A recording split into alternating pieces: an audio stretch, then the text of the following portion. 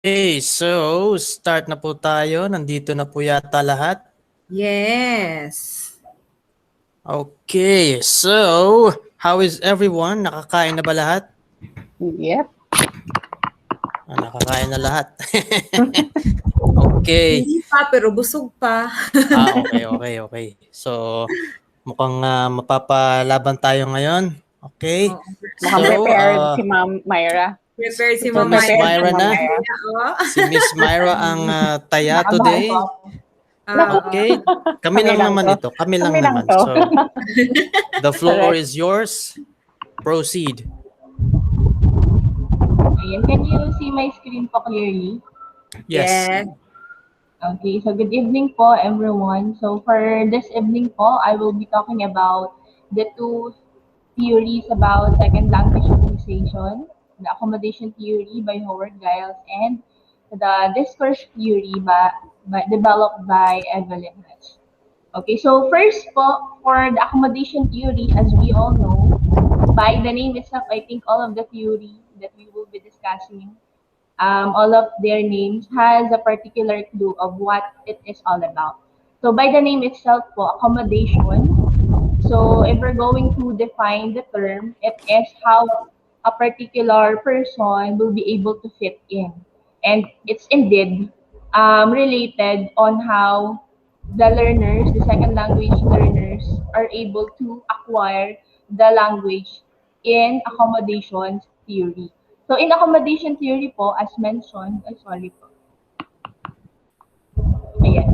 So it describes how people adjust their language and communication patterns to those of others. Ayan. So the things that I think most of the important terms that we will be using to remember what accommodation theory is that the learner is adjusting their particular language. They adjust po.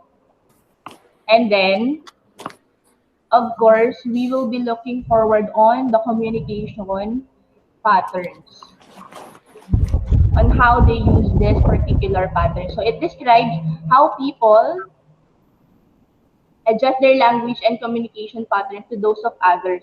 So let us determine po kung sino po yung others na tinutukoy dito sa accommodation theory.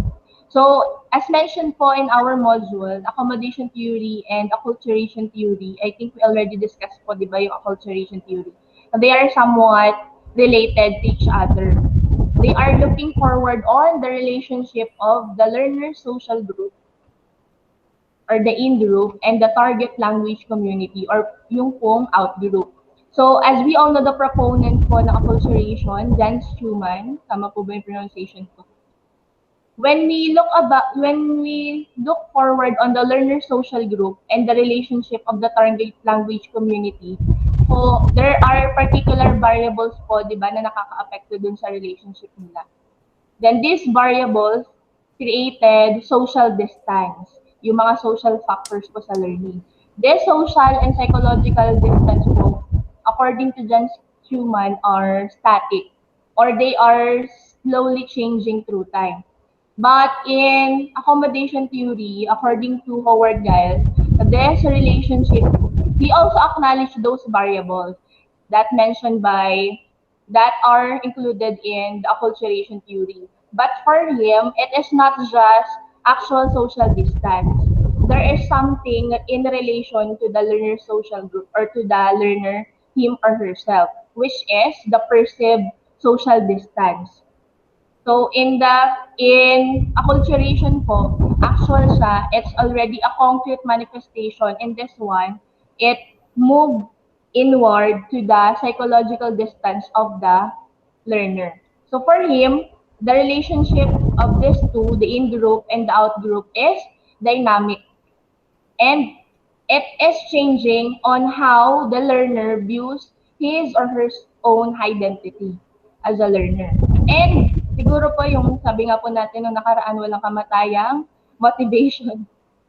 Ayan, so it's still rooted on the motivation of the learner. How the learner adjusts in this particular social distances is based on his or own motivation in learning. So, motivation pa rin po is the core in learning the second language in accommodation theory. Ayan. So, learner's level of motivation, as we mentioned earlier, is a reflection of how individual learner perceive themselves in ethnic terms. So, in accommodation theory po, we are looking forward on the different level of motivation of that particular learner. And that level of motivation is actually reflected on how, as I mentioned, perceive himself in terms of his ethnic terms. So we all know what ethnic terms is, but in accommodation theories, there are different scale variables that affects this level of motivation. So let us look forward po on those variables. So again po, balikan po natin siya para pag-discuss natin ulit siya later. Learner social group, kung nasaan po yung ating second language learner.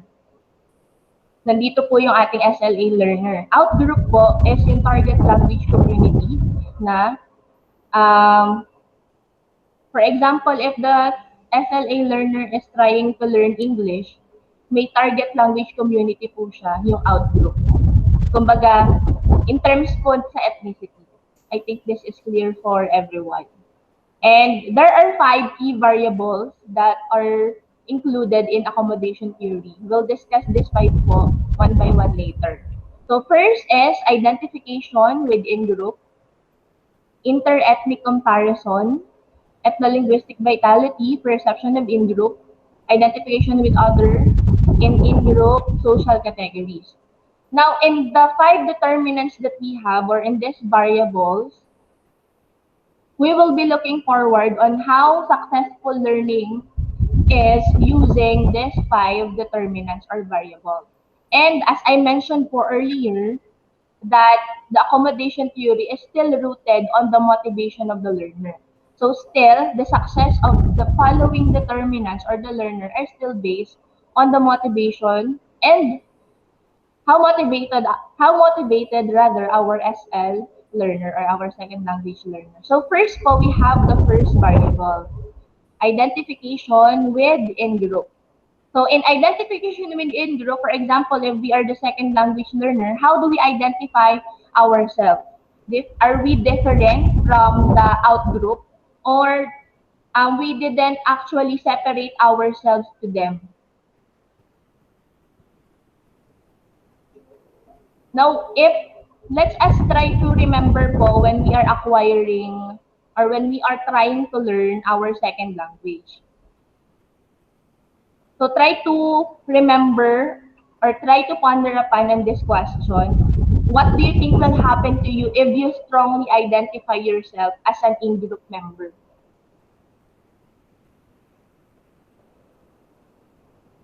So again po, that you are still in that particular group, you identify yourself as totally included in the in-group.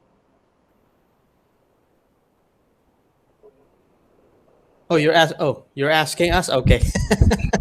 Yes po. So sige po, okay lang naman po. If you have your answer with your own, or it's okay po kung ano lang po for ourselves. Yung nga po yung answer. So again po, what would happen if the learner strongly identifies himself as an in-group member? So when a particular learner strongly identifies himself as a group in the in-group, there is a separation between the in-group and the out-group. And then, di ba po, when we try to separate ourselves in the out-group members, we see ourselves as inferior to them. So when we separate ourselves to the out-group or to the target language community, then it will affect our motivation and our drive in learning the second language. So this one affects the motivation and the language proficiency of the learner, and it will put them into a low proficiency because of the low motivation.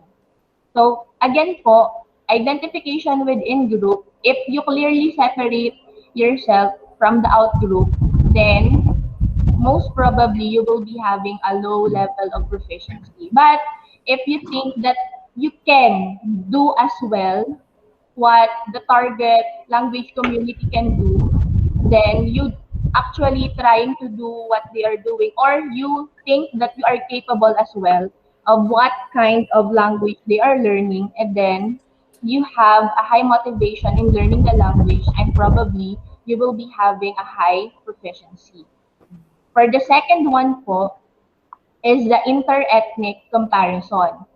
So by the name itself, inter-ethnic comparison, we are comparing the two particular groups, the in-group and the out-group. So for example, in this statement, when in inter-ethnic comparison, for example, the out-group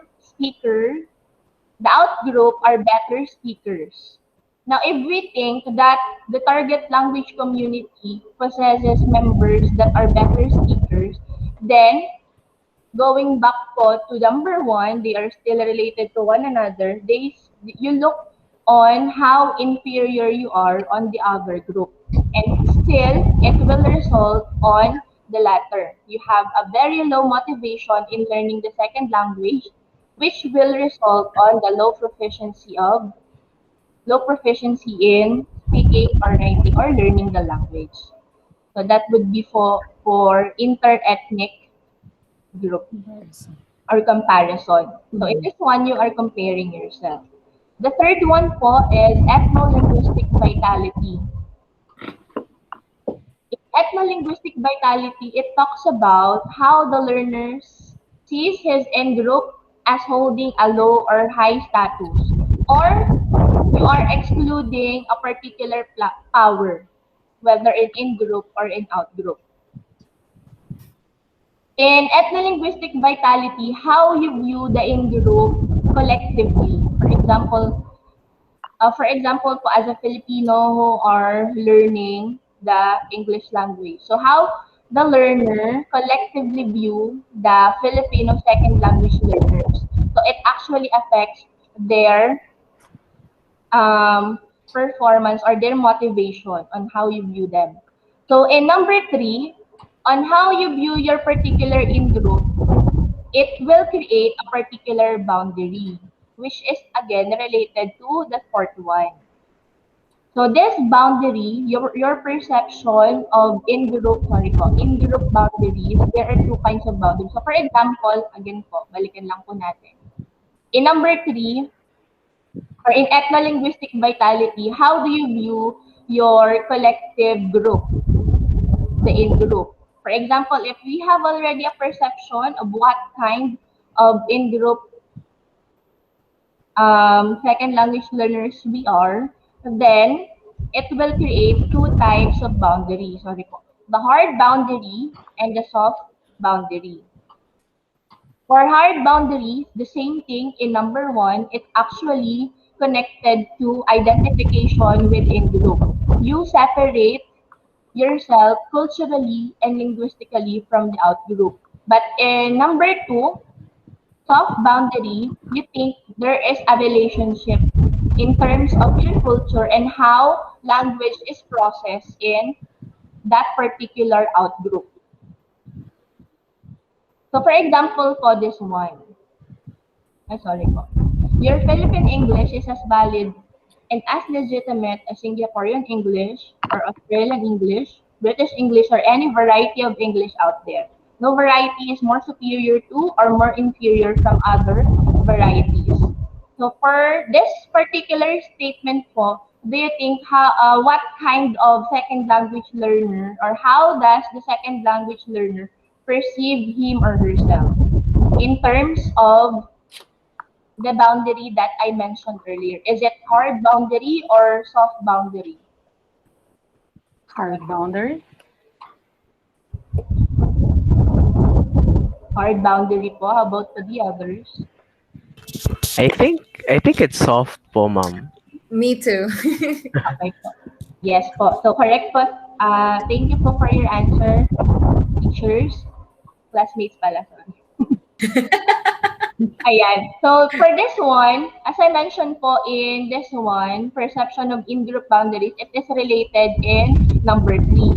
So if we think collectively of the Filipino second language learners, that they are not actually different from the different Englishes that we are learning, then if we think that we are not different from them, then we will be having a high motivation in learning the language and a high proficiency in mastering this particular language. So as mentioned po by Ma'am Eden and Sir Kevin, it is a soft boundary because you think that they are somewhat related to each other.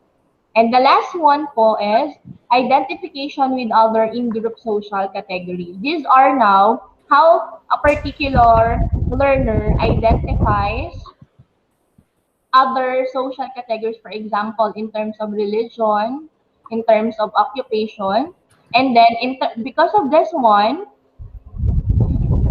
the learners now view his in-group in other social contexts. For example, you are able to identify your in-group, for example, as a Filipino, in other social context or category, which is are able also to use that particular language. There is a usage using your language. Then, there is a strong identification. So for example po, going back on all of those variables, sorry po, ano siya automatic. And number one, if you start with a bigger separation between the in-group and the out-group, then when you reach the fifth variable on how you identify the in-group, you will be identifying it as an inferior to the outgroup, and which will in turn, you will be having a weak identification of what kind of in-group you are. And because of this, you will be having a low motivation in learning the language and a low proficiency. Okay po. Next. Next one. People are continually modifying their speech with others. So as a result po of those particular variables, the num- um, the most common result of the accommodation theory is how a particular second language learner will be able to fit in on the language that they are learning. So they are trying to modify their speech. So as a result of those 5 variables, whether you have a high level of proficiency or high level of motivation and vice versa, there is a particular result of this one, which is the learner trying to modify the speech production. So as mentioned in this one, either you reduce or accentuate the linguistic social differences between them depending on their perceptions of the interactive situation. So before a particular learner will modify his or her speech, internally, we try to determine first what level of motivation that second language learner has.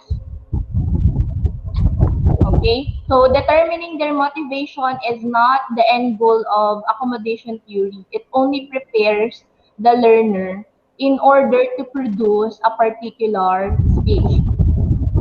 And then, this modification of speech will help us determine the level of proficiency now of the second language learner. And again, taking into consideration the variable linguistic input or how they, as mentioned here, how they author a particular speech. So there are changes in second language speakers' use of ethnic markers.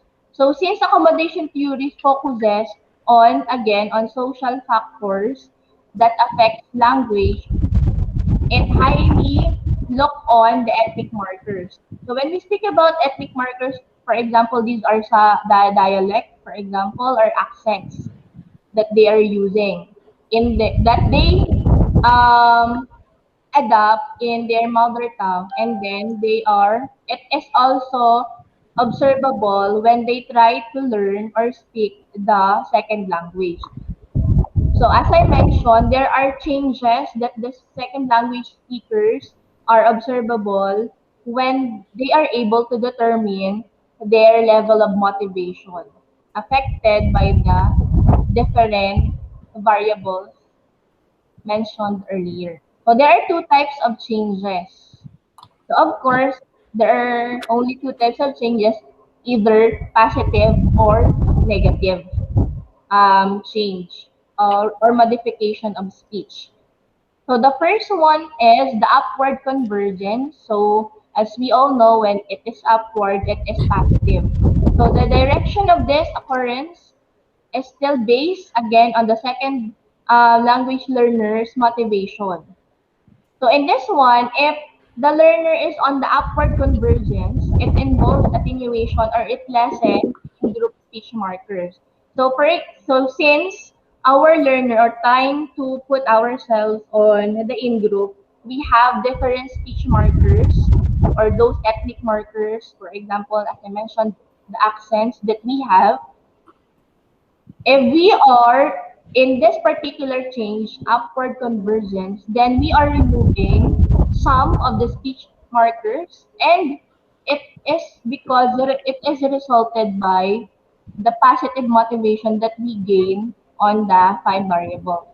So it's either we are moving our speech closer to the one that we are learning. So for example, if we are trying to learn the English language and then English language and we have a different accent, or in that particular situation we are talking on our teacher who has a great accent or very good in the command of English.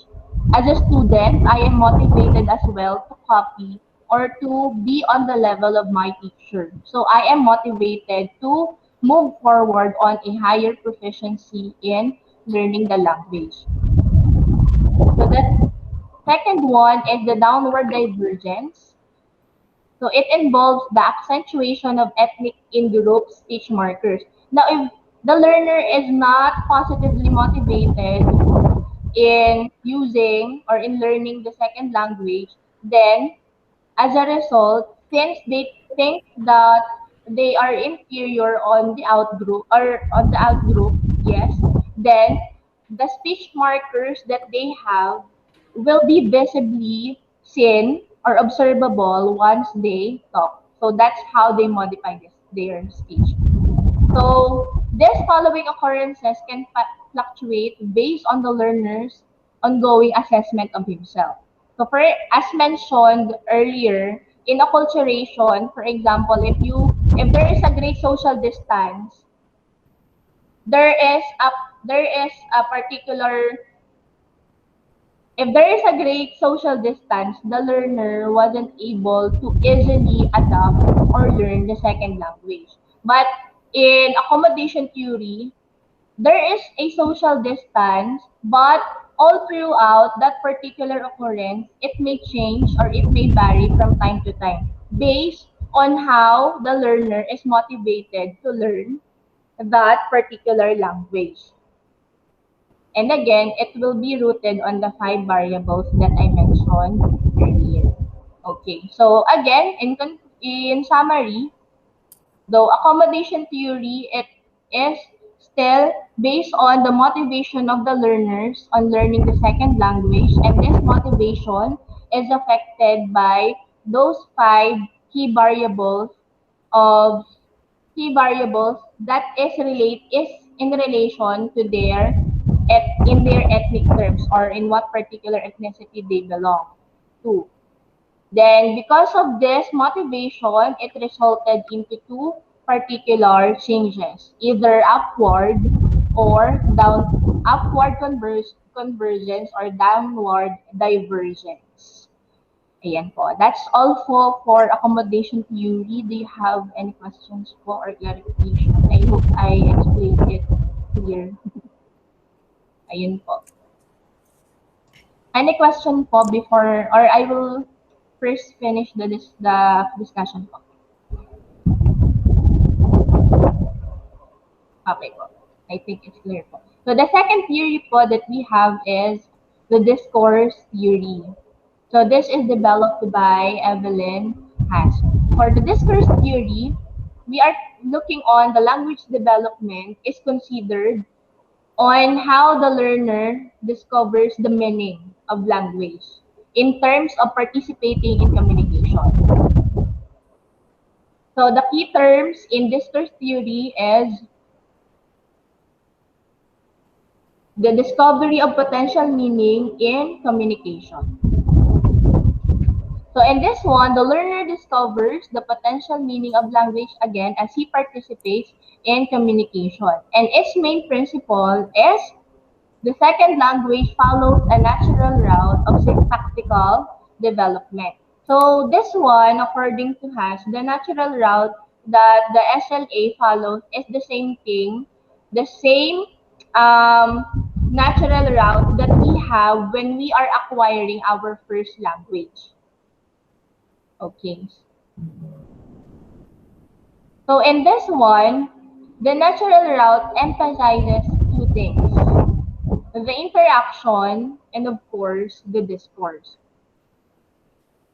So in discourse theory, it emphasizes on the interaction and the discourse. For example, if we are in the natural setting, for example, in the case of those who are in the other countries and you are trying to learn their language, you are in the natural setting. So as a second language learners, interaction provide them an opportunity to engage in a discourse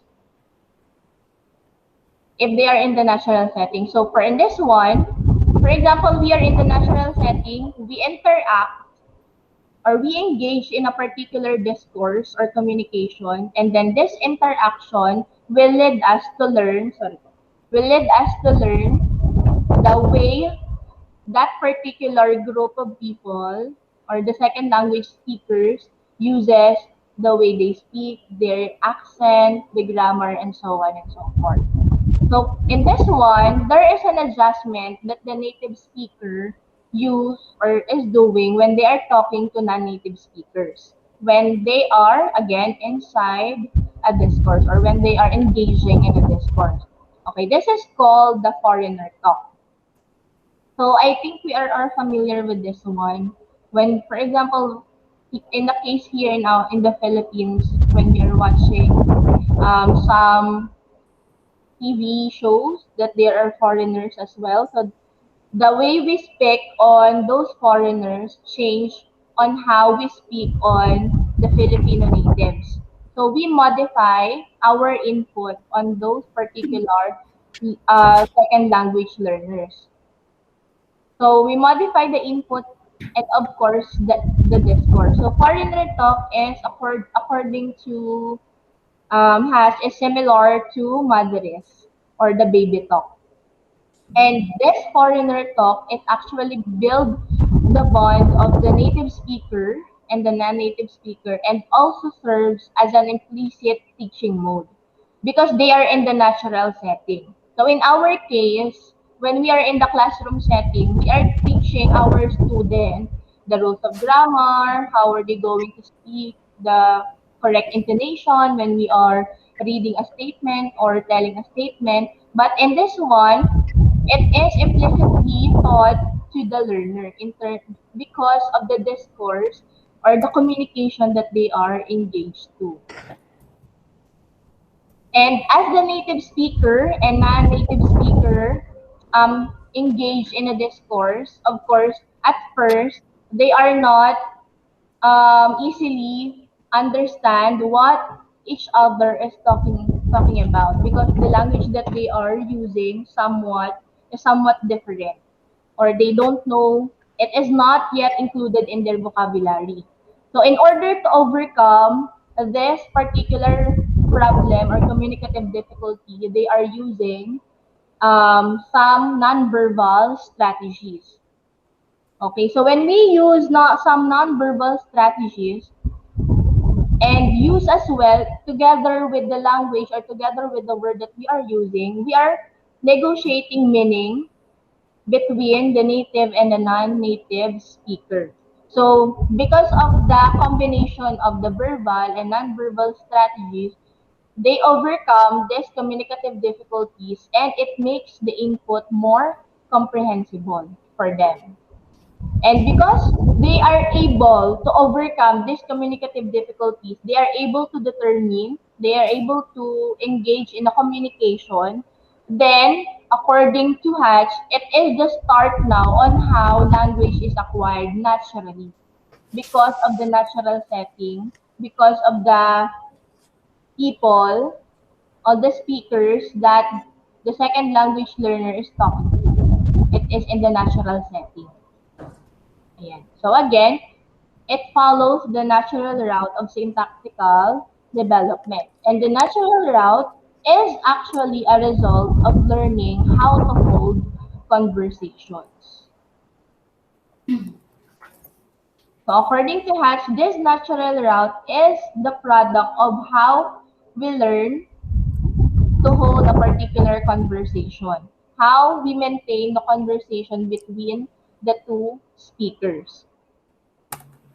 And once we maintain the conversation between the two speakers in a natural setting, for example, then the learner was able to acquire the language by using it or by learning by doing.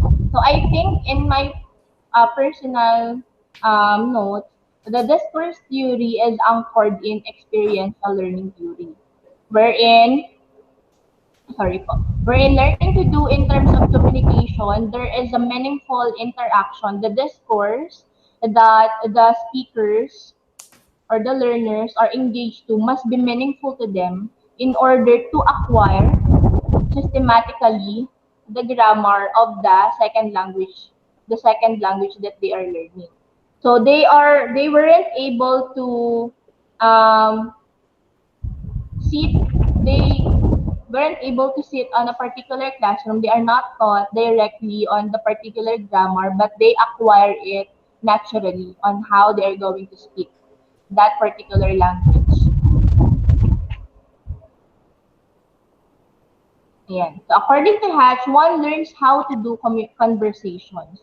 One learns how to interact verbally, and out of this interaction, syntactic structures are developed. So in discourse theory, the first thing that the learner must be able to acquire or learn first is how to start a conversation, even with limited vocabulary towards the native speakers, for example, in a natural setting. And then once they are able to start a conversation, they will be now interacting verbally. And by this interaction, they are able to acquire the structures or develop the syntactic structures of that particular language. And again, the core and the significant mode of discourse is conversation. And according to Hash, the first rule Oh, of conversation is, sorry, attention getting.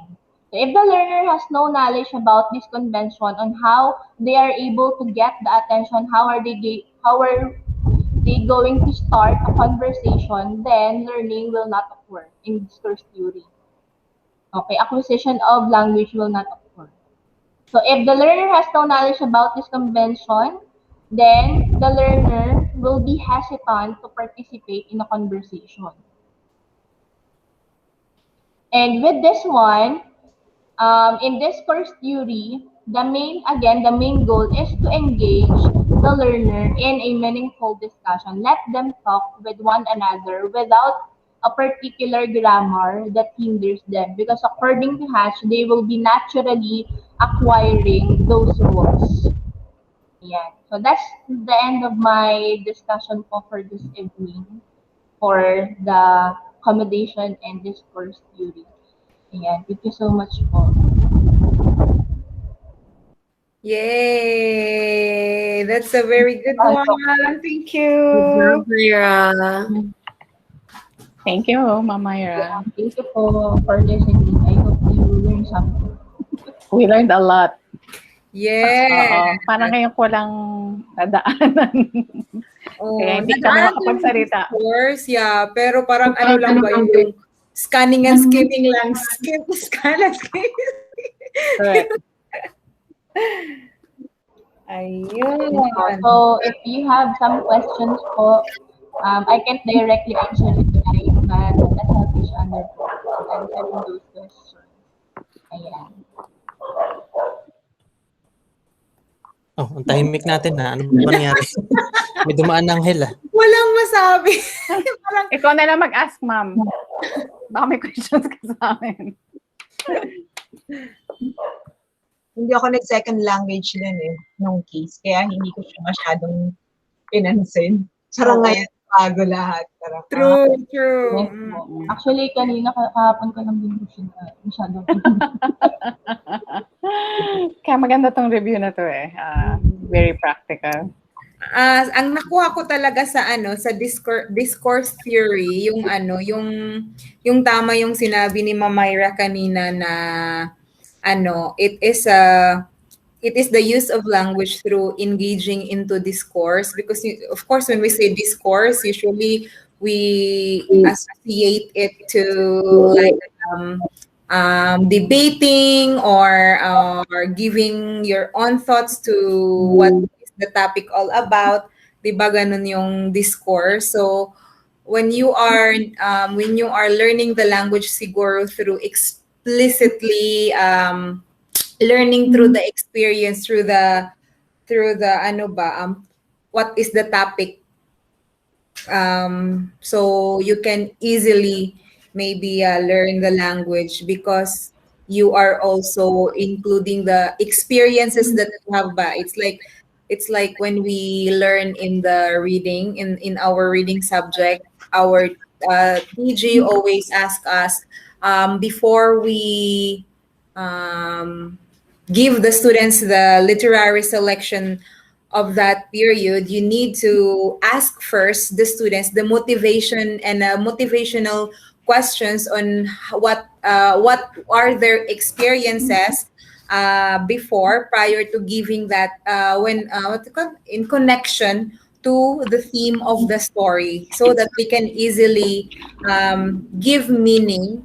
make meaning to what they should talk about in the literary selection that they're referring to later, because their prior knowledge, their schemata, is very important when it comes to comprehension and cognition of the literary selection that they are about to study. So that's maybe the discourse theory that I can also that's my reflection, that's my realization of today's topic. Yes. Topic. Medyo slang ba? Accentuate ba natin para para maging upward convergence sa accommodation theory, di ba? Yeah. Kasi sabi doon, we accentuate the language that we wanted to learn. For example, if we are motivated to study British accent, so we also, that's the accommodation theory. British That's the accommodation accent. theory. It depends on what kind of motivation you are in. If you are engaged into American English, so then your pronunciation will also follow American English. But if you're into Harry Potter, so you have to like, give me the water, please. So The what? that's the accommodation theory. So, yun yung mga practical reflection. Yes, practical application natin sa sa accommodation theory and sa discourse theory. Correct. Thank you, Ma'am Eden. Ako naman, dun sa discourse theory, while Ma'am Myra was explaining about it, I was also looking back on how I taught second language during my time as a high school teacher. Kasi when we teach second language, do we teach using the prescriptive language way or the descriptive language way? So by prescriptive, do we focus on the grammar first or the meaning making?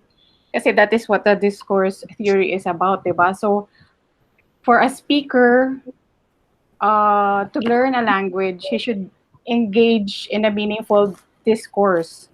So parang mapipilitan siya kasi gusto niyang makipag-converse talaga, makipag-exchange ng ideas maybe. So parang question ng which comes first, the chicken or the egg? So grammar ba before meaningful conversation?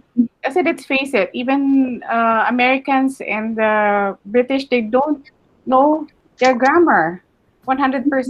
True. Mas Yeah. alam pa nga natin. So, True. how do we approach the teaching of second language? So, kasi ako, personally, I don't like the approach using grammar kasi it's too dry, it's too boring, it's too technical.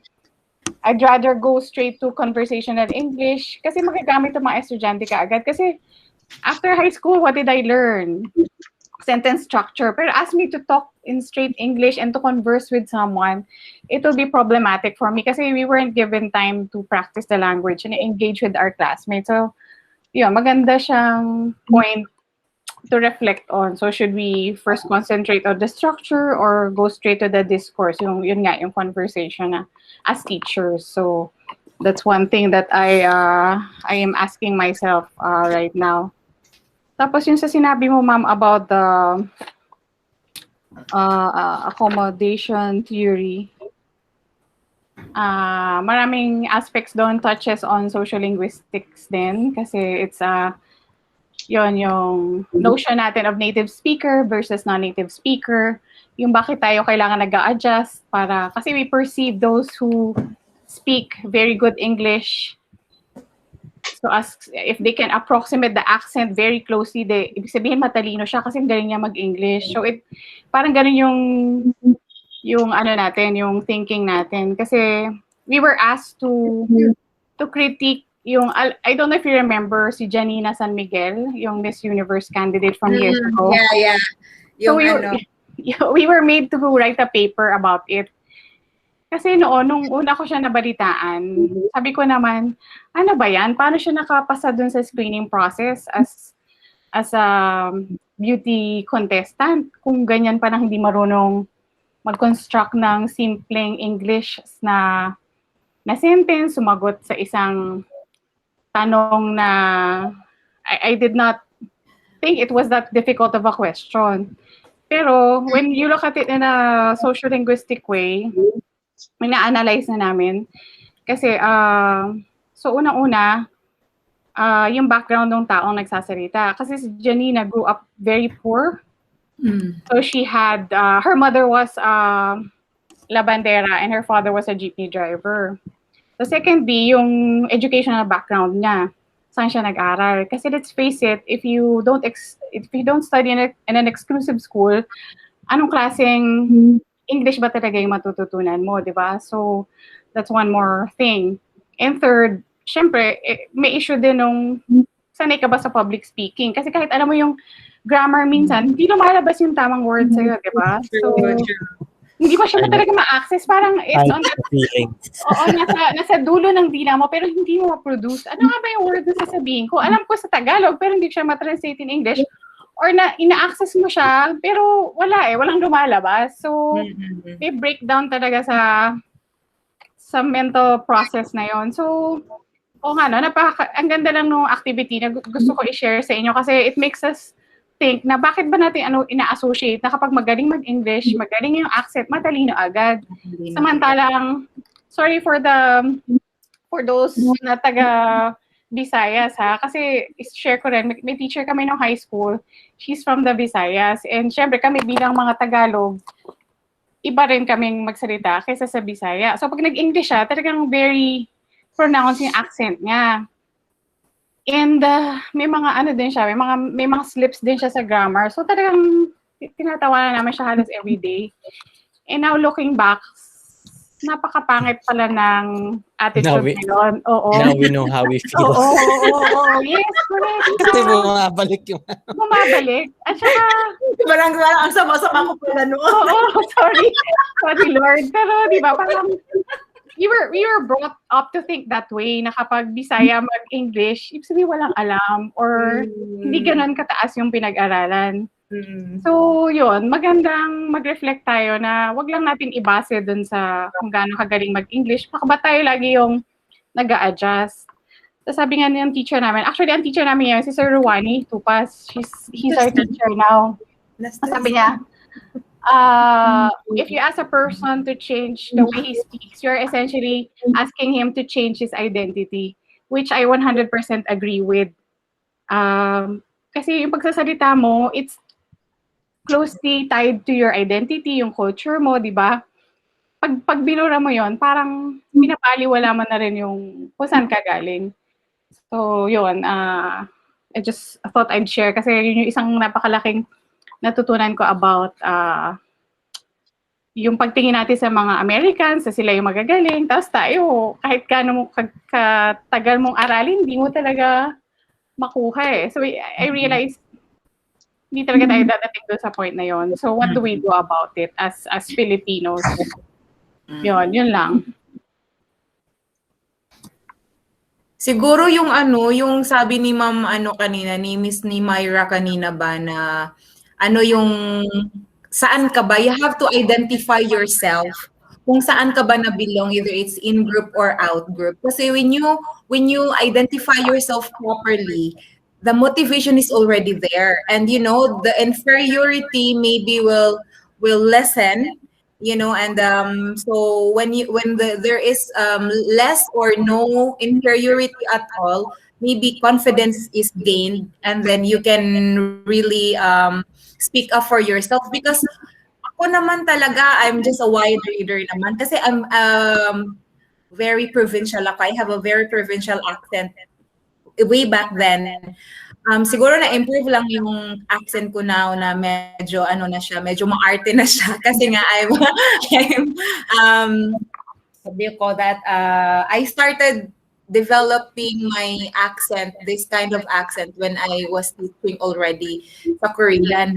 Kasi I was very motivated to learn the American accent. Before, when I was young, gusto ko British, but when I was in the language school, I accommodated the American standard na because I was motivated because parang parang lumaki yung ulo ko kasi sabi nila, teacher, you have a very good accent, American accent. So, yung parang yun yung naging motivation ko, sige, galingan ko pa talaga para siya kasi mas nagugustuhan ng estudyante, mas motivated din sila to learn pag they know na mas maganda yung nga sabi ni Ma'am Ria, ni Ria kanina na pag magaling magsalita, matalino. So Koreans kasi have that perception. If their teachers are smart, I don't know if Sir Jan has the same experience. If your teacher is smart, they can learn better. So something like that. So when you have that kind of accent, the perception is you are smart. So you really have to meet their expectation, so that they can also learn because you are a teacher and your motivation is for them to learn. So that's how maybe my accent was improved day by day. And so, tas nakapagtrabaho ako sa call center, so medyo nag-improve nga siya day by day. And yun, accommodation theory, sa accommodation theory, di ba, yung ina-adapt mo yung accent ng kung ano man yung nagiging motivation mo. So, yun. Tsaka yung sabi ni Ma'am Ria kanina na when you are not speaking the language, even if you know the entire technical grammar, pag hindi mo talaga siya ginagamit, hindi talaga yung lalabas sa Siguro naging lang ako na, naging confident lang ako kasi my teacher, feeling kasi ng teacher ko dati, ang galing-galing ko kasi I learned a lot of vocabularies from the reading ba? Di ba sabi ko sa inyo, I was a wide reader when I was younger. So, when I was writing, maybe siguro nakita niya, maganda ako magsulat. So, feeling siguro niya, maganda din ako magsalita. Kaya, isa ako sa mga napili to be in the debating team. So dahil may debating team, may practice doon. 3 times a week yung practice namin. So parang nahon talaga yung confidence ko in speaking, because if not because of that, maybe my English is still, maybe alam ko yung vocabulary but I cannot say it because I don't have enough time to express it the way I wanted it to. So yun, ang dami. Iba na. Sige, yun lang. Yun yung ano ko, yung the more you express yourself, discourse theory din yun nung sa debating team namin. Yung the more you express yourself in English, the more that you can also, parang nandito na siya lagi eh. Tapos yun. Yung discourse theory more on confidence, no? Yung parang ganon. Ano ba yung sa inyo?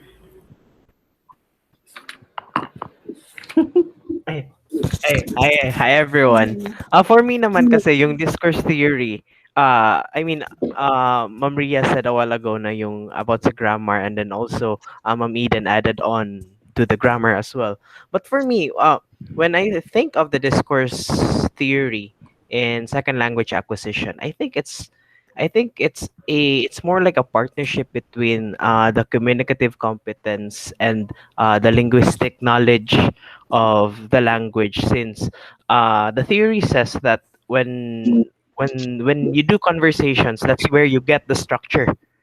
So I think this theory, of all the theories that we have talked about before, this is really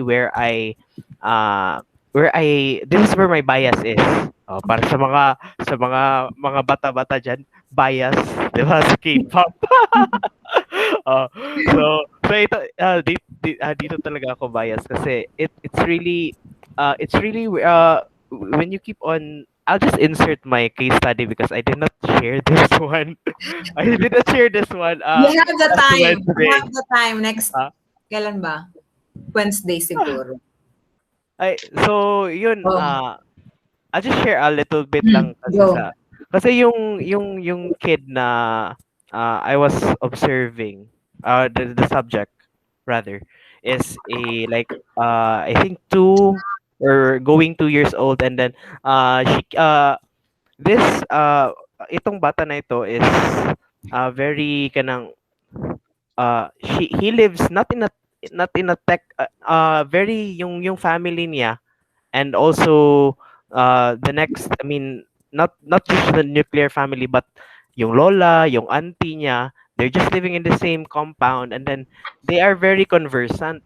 Okay, so I think this is where the kid kanang gets to learn, but even without uh the technology that we have, gadgets, and everything. This is where the kid really gets the structure of language, or how to say it, what's the first word, or di ba, kung if you notice kung what's the first word that's being said by the child is just within the context of the child as well. So I think the discourse theory really is a very sound theory on SLA when it comes to language learning, because as what Myra said, it's where the learner gets the context, or Structure. the structure of the language, and then as while doing that, whatever English that may be, it may be kanang the Philippine English, or it may be the Carabao English, as long as the child keeps on, being keeps on conversing with an adult, or someone na more knowledgeable, I think the child will really kanang get to learn talaga the language. So yun po yung kuan, yun po yung what I would like to share with regards with the discourse theory. And then yung sa accommodation theory naman, parang same lang talaga siya sa acculturation theory. It's just that there's now the what they call this, there's now a distinction between in group and out group, and as well with the perceived social distance. So the yung social distance na na-discuss ko was really there. But the perceived one is just here in the mind. So motivation really has a big part in language learning when we view it in the uh, ano ba yun? I forgot. Oh, accommodation theory. So, yun lang po. Thank you. Ayun. Okay, okay. Ako rin makikigaya, mag-share din ako nung yung last Wednesday. Bali, if you guys remember, ano siya yung nawalan siya ng dati kasi kasama si Lolo, yung kanyang nanay. Tapos kasama niya yung pinsan niya na almost the same age. And then yung magulang nung batang yon. After like several New Year, lumipat na yung mag-asawang teacher kasama yung anak nila. So ang naiwan na lang yung bata, yung subject ko. And yung si Lolo at saka yung nanay. So nawalan, parang nagkaroon ng social distancing sa yung LASS, Language Acquisition Support Structure. So ayun, yung sinasabi ni Sir kanina na nasa isang compound and they're living together, they're very conversant, and the child is exposed to it and nagagamit din niya at the same time. Sa subject ko, baliktad. So although mga kamag-anak, yung mga malala yung kamag-anak ba masasabi, mga pinsan-pinsan, nakatira sa likod, hindi naman kasi pinalalabas yung bata ng ganun-ganun kasi tabing kalsada, baka masagasaan. So parang it takes a village to teach a child. So ayun. So ayun lang, parang dahil sa nangyaring pag-alis ng dalawang teacher na yon, parang nawalan siya ng structure. Pero hindi naman ipinalit, pero yung TV na dinala ko doon, naging yung bata, parang motivated ba ang tawag, or tinatanong niya kung sino yung kulay yellow na robot. Hindi niya kasi kilala si Bumblebee. So yun, oo. Ipinanood ko sila. Naging na siya, parang yung niya, yung curiosity niya na yun. Anong tawag doon Nabuhay. na Na-piqued. basta yun. Pique. Pique. Na nabuhay yung kanyang curiosity kasi dati-rati nakakanood lang siya sa cellphone, tapos saglit lang yun dahil ubos agad yung data. Nung may TV na, tapos may may USB, parang lagi na siyang, parang everyday yata 2 hours nakakapanood na ng movie. Tanong siya ng tanong. Dati siya yung kinakausap, ngayon siya yung tanong ng tanong. Sino ba si yung parang robot na kulay pula, si Iron Man. Tapos yung kulay green na malaki, tinatanong niya. So ayun, parang nabuhayan ng dugo ba? So ayun lang. Ewan ko kung related yun sa mga, ang alam ko lang yung social distancing eh. So maliban doon, yung iba na ako, hindi ko na ma-relate. So ayun. Ngayon si naman, others naman.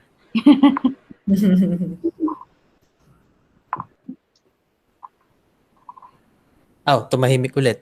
Sige, magtatawag. Recitation tayo. Recitation. Miss Tanya or Myka? Miss Tanya or Myka? Bintot. Ako, take ko dyan. It's I always try to read it. Siguro kasi well, I also taught second language before. And but I'm more of adept with teaching yung mga first language. But sige, let me see. So when it comes to my own personal experience before, I wasn't very fluent also in terms of speaking. But of course, dito naman sa Philippine school system, we were taught in using English, diba? Using the English language. So I guess bilingual. How do I understand it? The receptive part was good. The reception of how the English language is good, but the expressive part was not really good. I wasn't really that fluent when it comes to speaking the language. And then when I started teaching, ewan ko ba, bakit ako napadpad sa language teaching? Parang nagsisisi ka. Kaya wala akong makuha ano. Kasi maghanap ng trabaho as a nurse back then. I was a nurse kasi. So, ikaw yung magbabayad actually. So, napadpad ako sa language teaching. Yun yung simula na. Parang it felt bad. For me, it felt bad that I'm teaching, just because I'm teaching, let's say, Koreans na very basic yung knowledge sa English. Parang feeling mo, parang okay na yung English mo, okay na. I was motivated to really learn and understand. I wanted to be a better teacher, in short. So that's when it started. And so I think now that I'm teaching special needs kids, and a lot of my kids have language issues talaga. Ano eh, parang ang dami na, overwhelming na yung ano eh. But I'm trying to sort it out. Nakikita ko siya as parang, ano eh, if you compare it, di ba, parang the kid learns the language, parang yung reception, and then, kumaga, kailangan buo yung sarili nga whole language approach nila. Yung oral language talaga dapat buo para magkaroon ng better comprehension when it comes to reading. Yun. Kasi nga, di ba, yung reading is decoding plus language comprehension. So basically, ang pinaka-root talaga ng comprehension is oral language. Oral language talaga. So kailangan intact yun. I'm not sure if I'm going to make sense. Pero, so I was like trying to make connections with it. It's similar to second language acquisition. Kailangan buo, intact yung, at least yung receptive language, so that by the time that you're very much aware of the language, you'd be, or maganda na ang level ng iyong receptive language, you'd be ready already to look at the structure of the language. And hindi na lang kumbaga hindi na lang kasi natutunan mo siya na ganito sabihin ang isang bagay. Mas ready ka nang tingnan yung structure niya. Okay, kaya pala ganito sinabi yung isang bagay. Na dapat pala kasi dapat mauuna yung subject, tapos yung action, tapos yung object. Pag sa unang beses na natututunan mo ang language, basically, whether it's, I think that this is how I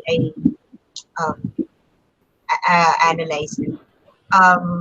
Whether it's a first language acquisition or as a second language acquisition, sa simula, i-acquire mo yon the way you heard it, the way na parang, okay, ganun pala siya. Sabihin ng isang bagay. And then, pag marami ng bank, receptive-wise, then you're more aware, you'd be able to see the details earlier, the technical aspect of the language. It'll be easier to I guess, learn, whether it's first or second. Napansin ko lang yun dun sa mga kids ko din kasi. And yun, yung based on my experience, siguro. Kasi dahil nga intact naman sa akin yung receptive language. When I decided na, okay, gusto ko talaga matuto yung expressive form, mas nakikita ko siya. Ayan, mas madali ko siyang nakita at mas madali ko siyang natutunan. Sa mga kids ko naman ngayon, marami kasing mga language issues. And most of them, akala mo, ang galing magsalita. Pero actually, they're just highly motivated. Parang madaldal lang sila. Pero pag mo talaga yung kanilang language, sometimes, hindi maganda yung English structure, yung grammar, awkward verbalization. Butas. But, and a lot of them just parang learned it na ay ganito pala siya, ganito sinasabi yung mga ibang, yung isang statement or isang konteksto, yan. Parang ganito, when I ask, for example, pag halimbawa binasa nila, especially pag nagko-question, nagbasa sila ng isang phrase, let's say, There are 9 planets in the solar system, or 8 planets in the solar system. Um, Ngayon, ang usually pinapagawa ko to work on the verbalization also. Pinapatanong ko sila ng question. Naiintindihan nila pero hindi nila maitanong how many planets are there in the solar system. But not until I ask them, okay, let's say for example, there are 8 apples on the table and you want to ask someone kung ilan sila, yung number ng apples na yun. So what will you say? How many apples are there? Okay. Then, how about apply it dun sa nabasa mo? Parang dun lang sila nagkakaroon ng connection. Okay, ganun pala siya. Ganun, same lang siya. Parang ganun. So, yun. So, but, yun nga, I think kailangan intact din yung receptive, kumbaga marami ng bank before nila mapansin yung technicalities on how to ask. Parang ganun. I'm not sure if I'm making sense. Baka si Teacher Myra ma-explain niya ng mas maayos. Hindi ako sa language talaga. Yeah, you're definitely correct. Yung about punuin muna yung receptive bank ng students. So actually just yesterday, I had a meeting with a mom na in-evaluate ko yung bata. Tapos initial evaluation namin probably last year. Tapos, ang nakita namin is 2 years behind yung receptive language and expressive language ng bata. But then, after therapy, nakita namin, nag-improve yung receptive language so much. And then, naapektahan niya rin yung expressive language, nahila niya forward. So, kasi nga, you can only express what you understand. So, yeah, that's definitely right. Tapos dun sa accommodation theory, something dun sa theory na yon na na-notice ko sa students ko is yung upward convergence. So marami akong students na sa international schools na nag-aaral. Tapos mostly ang teachers nila are British or from New Zealand or Australian. Wow. So, of course, yung mga accent nila, very different. Parang if you're gonna think about it, yung American accent is quite flat.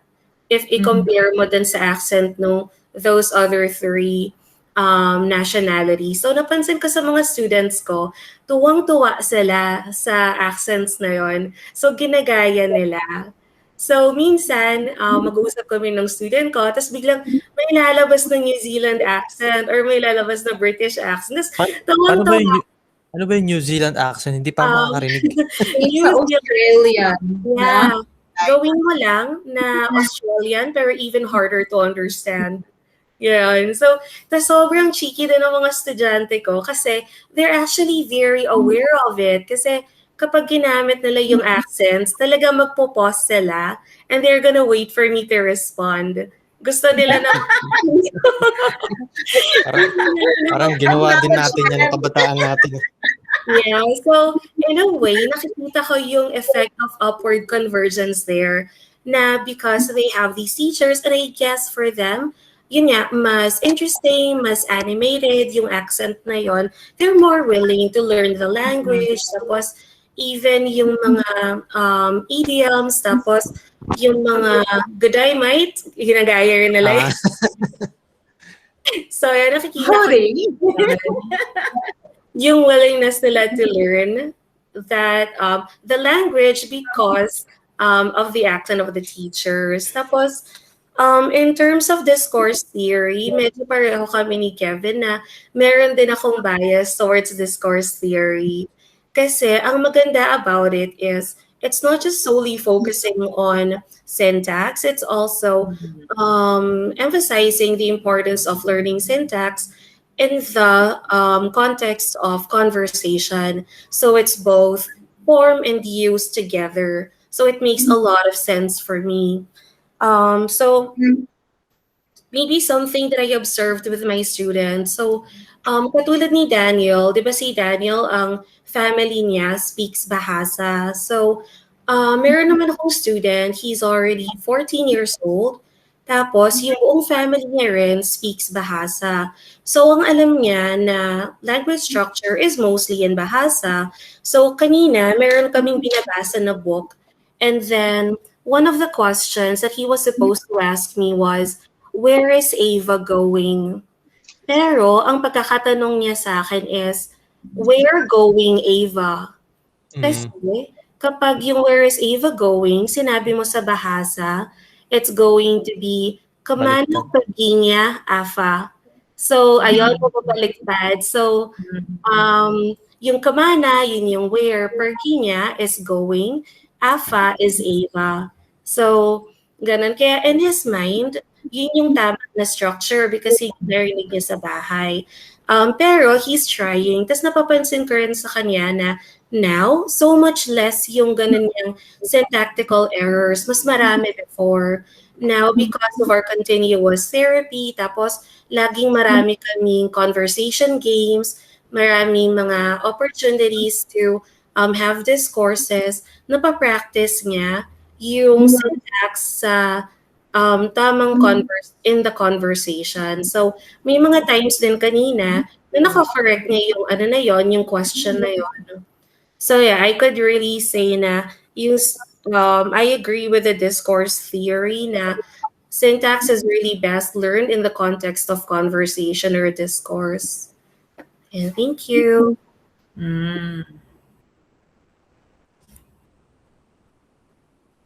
Ang klaro. Salamat naman.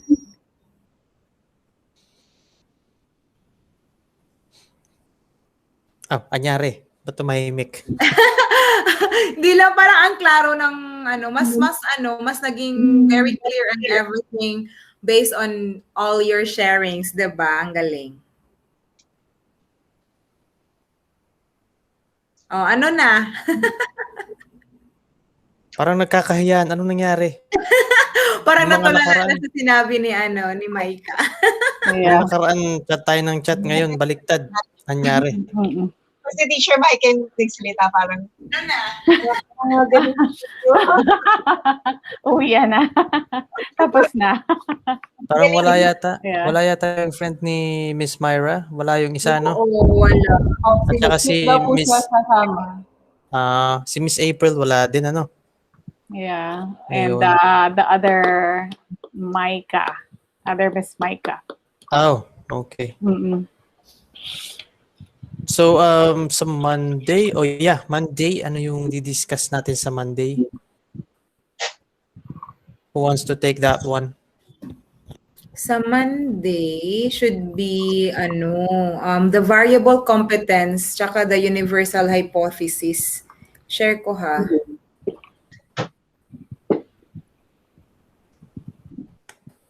Ayan no, yan yung tatlo na natira. Ayan. Variable competence model, the universal hypothesis, and the neurofunctional theory. Ayan. So, siguro isa na lang yan, no? Isa na lang yan para matapos na.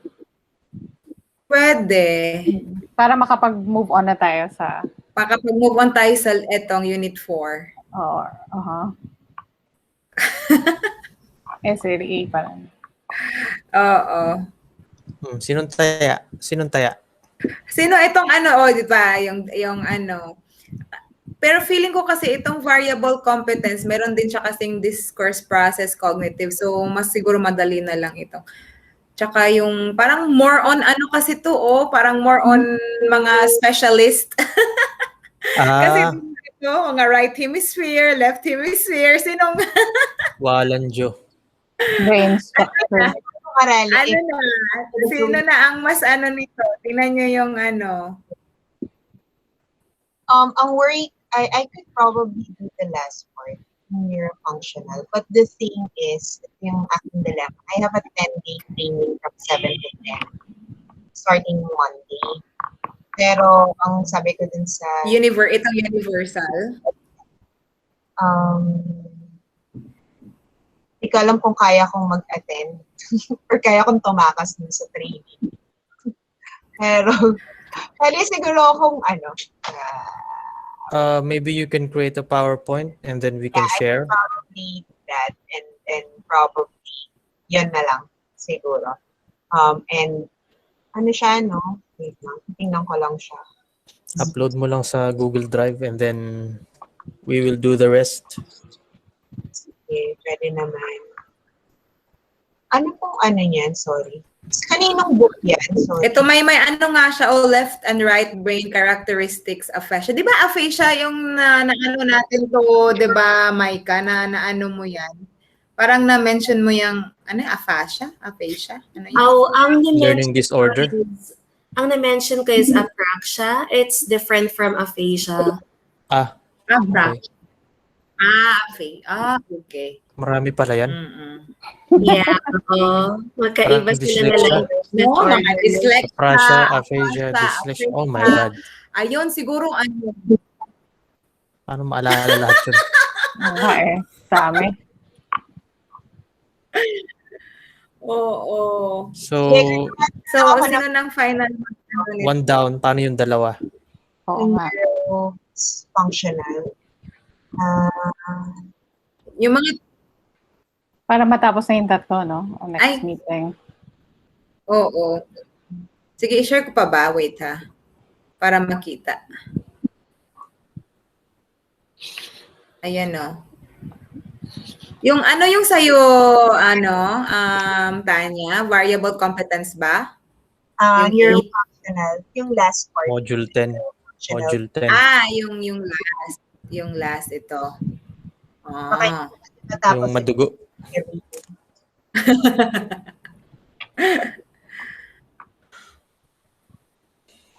Sige, sino ng 8 and 9?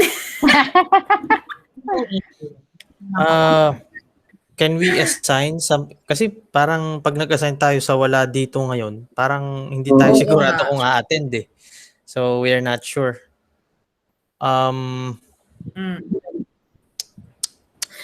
Sige po, I could take the remaining ones. So ikaw yung sa dalawa, variable competence and universal hypothesis, tapos sunod na kayo ni Tanya. Right after you, si Tanya. Okay. I will try. Yay! Wow, thank you po. Thank you. Ano yung sinasabi ni Miss Tanya? May ano daw? Pag-turn ko na sa PowerPoint. Okay. Sabi nung kasama ko dito sa bahay, ikaw daw talaga yung gusto kong Myka, pero ayaw ko lang. Next time i-volunteer ka namin. Parang ako na talaga eh. Nag-iisip kasi ako na napilitin na lang. Sa pilitan na to. Ay Sige, guys, mag-volunteer na ako sa sa tawag nito, mag-volunteer ako somewhere in the unit 4. Unit 4. May ano nga pala ako yung yung mga dating presentation kay Miss Patricia at saka kay Sir Kevin. Baka meron kayong PowerPoint version ba? Kasi nung dinownload ko parang PDF. Okay. So PowerPoint. PowerPoint.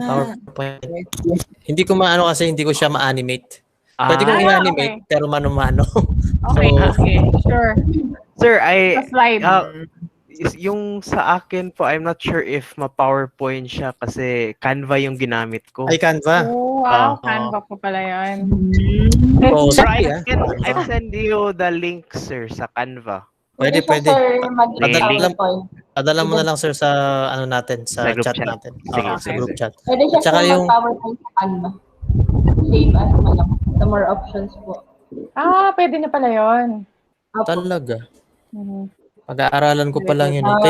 Kay Miss Myra din yung PowerPoint mo, i-share mo na lang sa ano natin, folder. Okay po.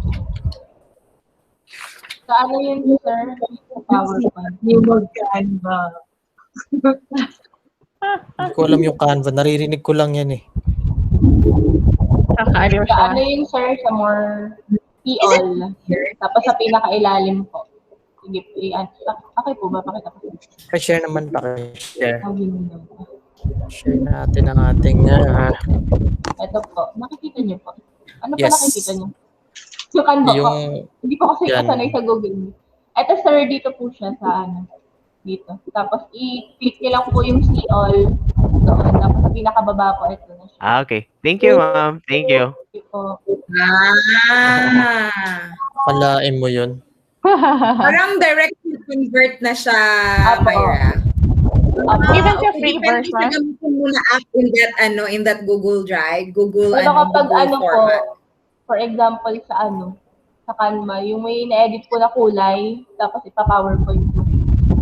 Hindi po siya na-edit kasi dapat, Paid. sure mo siya i-download. Okay. So, nagagawa po ng template.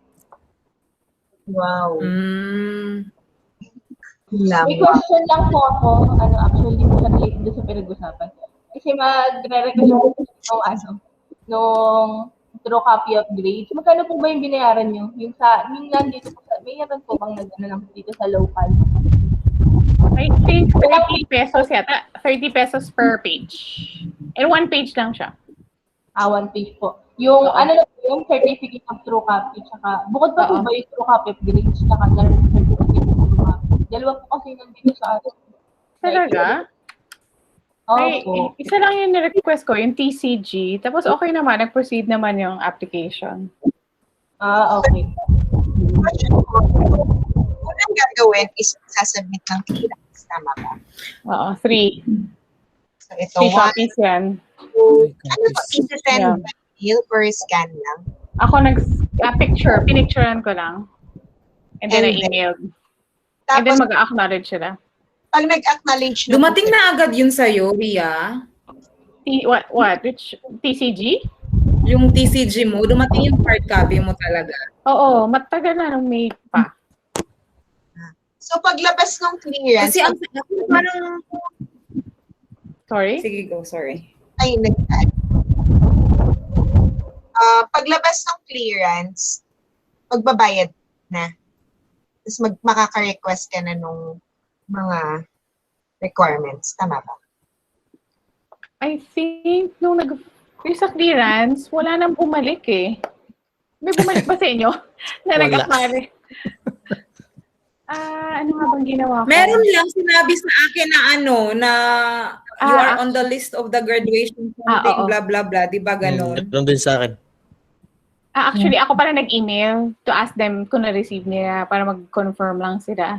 And then I ask ano yung gagawin ko. Parang, yun, kung magpuproceed Mag-graduate ba ako. tayo? Kung nasa listahan tayo, no? Para bili ng sablay. Sure na, nasa list na, di ba? May confirmation na eh. What did I do? Yun, nag-request ako ng TCG for the application. Okay. Basta kailangan dumating muna yung true copy. I suggest, kung ano yung kailangan mo, i-request mo na lahat. Kasi ang nangyari sa akin, ang dami kong bayad. Kasi, Pa isa-isa. Oo, pa isa-isa nangyari sa akin. Tapos, hindi pa doon nakalagay kaagad kung magkano yung babayaran mo. Nag-email pa ako sa kanila kasi i-compute pa nila kung magkano yung hindi pa nakalagay doon kung magkano siya per page. Per page. Oo. So, yun. I suggest kung ano yung kailangan mo, i-request mo na isa para isang shipping fee na lang din. Then, saka palang Ang ginawa ko, for, what you call this, for the QE. Ano yan? Sorry? After you receive the grades, the copy of grades, that's the only time you could apply for the qualifying exam. Oo, kasi may part doon, kailangan i-upload mo yung true copy of grades. Otherwise, hindi ka makaka-next. O para mag-proceed yung application. So, yun. Sige po. Hindi ko yan nagawa, ma'am. Talaga? Hala. Kasi I never did really I did not get the opportunity talaga to procure or to request a request. copy before the deadline. And then I asked them magkano yung CTG? Walang reply until today. Correct. Oo, hindi sila So, wala. Yung ginawa ko na lang, I just screenshotted yung grades sa portal. Actually, iniisip ko na rin yan dati. Oh, very good ka. Hindi nag-proceed na, no? Pero actually, For review. tama yung ginawa ni Oo. Kevin. For review. Tama yung ginawa ni Kevin. Kasi nasabi ni Lorenzo, if you remember him, sabi niya kasi diploma daw kasi tayo. So that means may ano na nga tayo doon, may tawag nito. Kung nalaman ko lang yun na nung una pa, naka-July intake na sana ako. Kasi sabi niya, hindi na daw kailangan ng TCG. So ang importante lang daw yung application fee tsaka yung motivation letter kasi nga yung OUR, parang doon na nila ano sa admissions kung for example mag-apply tayo for QE, sila na yung magtawag nito, mag-commute kung ano ba to, kung nasa list of graduation, kung ano tayo to, eligible ba to siya na mag-take ng QE. Kung nalaman ko yung ginawa ko na yung ginawa ni Sir Kevin, Oo di ba nga. yun na siya. Brilliant. Okay. Ganun na lang din Diba? gagawin. Kasi di ba yun yung pinag-uusapan natin dati? Paano yun? Pwede kaya kung lang to. Munti ko nang ginawa yun. Pwede pala. Nag-proceed, no? Nag-proceed. Proceed naman talaga Kahit ako. And then, pa, sir, kahit may awaiting grade ka pa. ay Kasi kakatapos na lang kasi namin, wala pang grade. Okay. Ay, oo. Dapat makita mo na siya doon sa portal. I think for November talaga yan kasi yung mga for graduation, Opo, for November yung mga naunang yung batchmates ko na nauna to take the QE, they opted for the November. So nauna pa yung QE kaysa sa graduation. True. Oo. Yes. So, bali po, ang unahin po muna namin yung clearance. Oh, yes po. And then Application kaya. yung clearance, and then once